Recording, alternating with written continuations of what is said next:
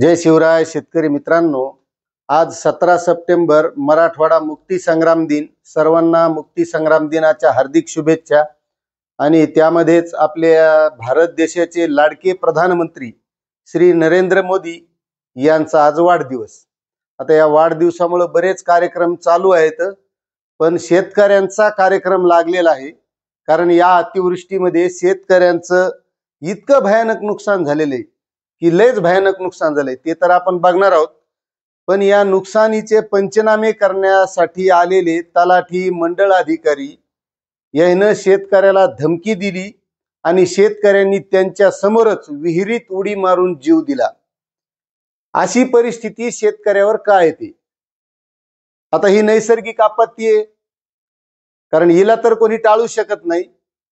मात्र शासन ही एक व्यवस्था आहे आपल्या इथं, आणि या व्यवस्थेनं या शेतकऱ्यांचे जे काही नुकसान झालेलं असेल, कारण शेतकरी आपल्या घाम त्या शेतीमध्ये गाळत असतो, त्यामधून उत्पन्न काढून स्वतःचा उदरनिर्वाह करतो, त्याचं कुटुंब चालवतो, आणि या व्यवस्थेमध्ये त्या सरकारकडून जी अपेक्षा त्याला मदतीची असते ती अपेक्षा तर त्याची पूर्ण होतच नाही। कारण या सरकारनं शेतकऱ्यांना कर्जमाफीचं आश्वासन दिलं होतं, आणखीही ते पूर्ण झालेलं नाही।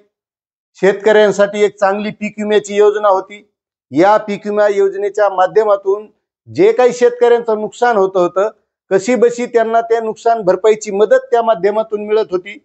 मात्र ती मदत ही कमी करण्यात आली, अतिवृष्टी त्याच्यातून हटवली, आणि कारण नारळ फोडलं त्या शेतकऱ्याच्या डोक्यावर की बोगस पीक विमा भरला। म्हणजे ज्यांनी चुकीचे काम केले त्यांना सजा देण्याऐवजी सजा दिली शेतकऱ्याला। आणि मित्रांनो, जी आता सध्या अतिवृष्टी चालू आहे, या अतिवृष्टीमध्ये शेतकऱ्यांचं किती नुकसान होत आहे तुम्ही हे सोशल मीडियामध्ये टीव्हीवर बघत असाल। शेतकऱ्याच्या शेतामध्ये माती सुद्धा राहिलेली नाही अशी परिस्थिती आहे। आणि आता हे नेते शेतकऱ्यांच्या शेतावर जाणार आहेत, यांचे photo session, video shooting, reels ह्या व्हायरल होणार आहेत। फक्त मी तिथं गेलो, नुसतं जाऊन रील्स करू नका। त्या शेतकऱ्याला कशी मदत करता येईल, नुसती मदतच नाही, कारण एकतर अतिवृष्टीमध्ये जी मदत करायची, त्या शेतकऱ्यांचं नुकसान झालं, त्याची 3 हेक्टरची मर्यादा होती, ती तुम्ही 2 हेक्टरवर आणली। 2 हेक्टरवर मर्यादा आणली तर आणली, पण जी मदत होती ती सुद्धा फक्त 8,500 रुपये हेक्टरी केली। 8,500 रुपयामध्ये काय होतं हो त्या शेतकऱ्याला खर्च किती येतो याचा विचार कधी केला जातोय का? शेतकऱ्यांना त्याच्या उत्पन्नाच्या आधारित, खर्चाच्या आधारित त्याला नुकसान भरपाई किंवा त्याच्या शेतीमालाला भाव मिळायला पाहिजे, तो मिळत नाही। म्हणजे शेतकऱ्याच्या बाबतीत नुसता खेळ चाललेला आहे, आणि अधिकारी वर्ग जगवण्याचं काम चालू आहे। या अधिकारी वर्गाला तुम्ही पगार देत नाहीत का? ह्या घटना का घडतात? मुळात याचं कारण शोधलं पाहिजे। आता छत्रपती संभाजीनगर जिल्ह्यातील तुम्हाला सांगतो मित्रांनो, पैठण तालुक्यातील खातगाव येथील संजय शेषराव कोहकडे यांनी आत्महत्या केलेली आहे। आणि आत्महत्येचं कारण काय? तर त्यांच्या शेतामध्ये अतिवृष्टी झाली, आणि अतिवृष्टीची पंचनामे करण्यासाठी तलाठी आणि मंडळ अधिकारी आले। तिथं काही वाद झाला असेल, कमी जास्त सांगण्यामध्ये झाला असेल, तर त्यांच्यावरच गुन्हा दाखल करू असं ते त्या शेतकऱ्याला सांगितलं, आणि त्या शेतकऱ्याला राग अनावर झाला। का होणार नाही? कारण त्याच्या शेतीचं नुकसान, त्यानं जे इतके दिवस घाम गाळलेला आहे, कष्ट केलेले आहेत, ते तिथं वतलेले आहेत। आणि जर तो तलाठी त्याला दम देत असेल तर तो शेतकरी दुसरं काय करणार? मात्र शेतकरी मित्रांनो, मी तुम्हाला याच्याही पुढचं सांगतो की स्वतःचा जीव आपण गमवायचा नाही।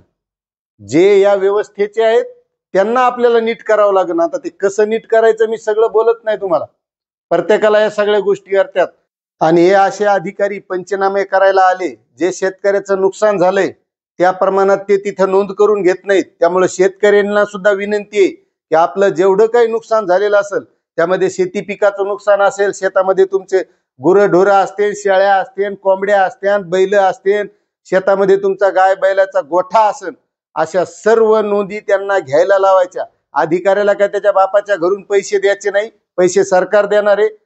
अधिकाऱ्याला तुला पगार आहे, त्याच्यामुळे अधिकाऱ्यांनी सुद्धा ज्या ज्या शेतकऱ्यांचं नुकसान झालेलं असेल त्यांच्या नोंदी व्यवस्थित घ्यायच्या। कारण तुम्ही तरी कुठंतरी शेतकऱ्याचेच पोर आहेत, याची जाण ठेवायची। तुम्हाला सरकार पगार देते म्हणजे आता तुम्हाला लय सरकारचीच काळजी आहे असं नका दाखवू। तर कुठंतरी तुम्ही शेतकऱ्याचे मुलं आहेत, आपली एक जबाबदारी आहे शेतकऱ्याला मदत करायची, म्हणून व्यवस्थित पंचनामे करा की जेणेकरून त्या शेतकऱ्याला त्याचं जे नुकसान झालेलं आहे त्या नुकसानीची भरपाई व्यवस्थित मिळेल आणि त्याचं पुढचं जीवन, कारण आज तो उद्ध्वस्त झालेला आहे आणि या उद्ध्वस्त व्यवस्थेतून त्याला आता जी यातना असतील त्याच्यातून जर बाहेर पडायचं असेल तर त्याला आर्थिक मदतीची गरज आहे. कारण ज्या शेतीतून त्याचं उत्पन्न येऊन त्याचं पुढचं वर्ष निघणार होतं, खर्च भागणार होता, त्याचे लेकरं बाळ शाळा शिकत असतील, या सर्व गोष्टींचं तर ते आता फक्त तुमच्या पंचनाम्यावर अवलंबून, कारण त्याचं जे नुकसान झालेले ती नुकसान भरपाई त्या शेतकऱ्याला मिळणं गरजेचं आहे.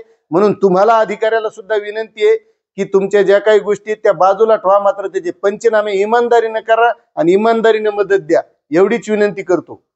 मात्र शेतकरी मित्रांनो, अशा गोष्टीबाबत अतिवृष्टी येऊ द्या, काही होऊ द्या, शेतकऱ्यांनी एकत्र आलं पाहिजे. अशा आत्महत्या करायचे नाही. आपल्या कुटुंबाचा पाठीमागे कोण विचार करणार आहे? हे नेते येतील, भेटत येईल, नुसतं उदो उदो करतील, मी भेटलो याच्या बातम्या छापून आणतील, त्याच्या पुढं काय? शेवटी आपलं कुटुंब, आपल्या मागच्या ज्या जबाबदाऱ्या आहेत त्याची सुद्धा काळजी आपल्याला करणं गरजेचं आहे. आणि या व्यवस्थेला सुद्धा सांगणं आहे माझं की ज्या शेतकऱ्यावर आता हे संकट ओढवलेलं आहे, नुसतं याच्यात मदत देऊन ही करून ते करून दसऱ्यापर्यंत देऊ अशा घोषणा करण्यापेक्षा आणि भाषणं ठोकण्यापेक्षा साक्षात लवकरात लवकर या शेतकऱ्यांना मदत करावी ही सरकारला विनंती आहे. कारण एकतर सरकारनं कर्जमाफीचं आश्वासन दिलं, तेही पूर्ण केलेलं नाही आणि आता हे अतिवृष्टीचं संकट शेतकऱ्यावर मोठ्या प्रमाणात आले. एकतर शेतकऱ्याच्या शेतात माल राहिलाच नाही, पण माती सुद्धा राहिलेली नाही, अशी परिस्थिती सध्या मराठवाड्यामध्ये इतकी भयानक आहे. नगर जिल्ह्यामध्ये म्हणजे आता बऱ्याच भागात पाऊस पडलेला आहे आणि या पावसानं अतोनात असं शेतकऱ्यांचं नुकसान केलेलं आहे. मात्र नेते मंडळीला विनंती आहे, कारण नेपाळमध्ये काय घडलंय हे तुम्ही सर्व पाहतात आणि नुसते नेतेच मोठे होत चाललेत. जो गरीब आहे तो गरीब राहिला, नेते मोठाले व्हालेत, उद्योगपती मोठाले व्हालेत, मग या शेतकऱ्याकडे कोण बघणार? हा महत्वाचा प्रश्न आहे. आणि उद्या शेतकरी तुम्हाला रस्त्यावर फिरू देणार नाही अशी परिस्थिती उद्भवेल. त्यामुळे वेळीच सरकारने सुद्धा सावधान होऊन या शेतकऱ्यांना मदत करणं गरजेचं आहे.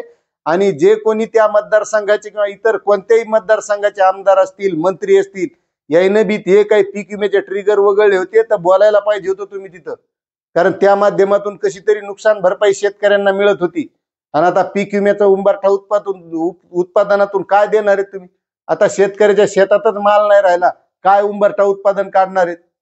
अशी ही शेतकऱ्यावर ओढवलेली नैसर्गिक परिस्थिती आहे. या नैसर्गिक परिस्थितीमध्ये शेतकऱ्यांना मदत करण्याचं काम या सरकारचं आहे. आणि शेतकरी मित्रांनो, तुम्हालाही सांगतो की जे कोणी नेते नुसते पंचनामे करायला येते, व्हिडिओ शूटिंग दाखवायला मी आलो, मी असं केलो, पॅन्टीवर करू करू हिंडत येत वावरायनं आणि नुसते व्हिडिओ टाकीत, मी शेतकऱ्याच्या शेतात गेलो, अरे गेल्यापेक्षा मी काय मदत केली आणि लवकर दिली याचा विचार कुठेतरी केला पाहिजे. त्या नेत्यानं तिथं मोठेपणा केला पाहिजे. नुसता फोटो काढून काही मोठेपणा होत नाही. नुसत्या फेसबुकवर गोष्टी, हे मी केलं, मी ते केलं, हे केलं, साक्षात काय आहे लोकायला दिसू द्या, लोकायला भेटू द्या, त्यावेळेस कुठंतरी तुमचं नाव होईल आणि तुम्हालाही मोठेपणा भेटेल. नुसताच फेसबुकवर सोशल मीडियावर मोठेपणा करून काही नाही. शेतकऱ्याला सगळं कळायले तुम्ही कशासाठी करायले, काय करायले. त्यामुळं आता शेतकऱ्याला ताबडतोब लवकरात लवकर मदत करावी एवढीच विनंती करतो आणि थांबतो. जय हिंद, जय महाराष्ट्र.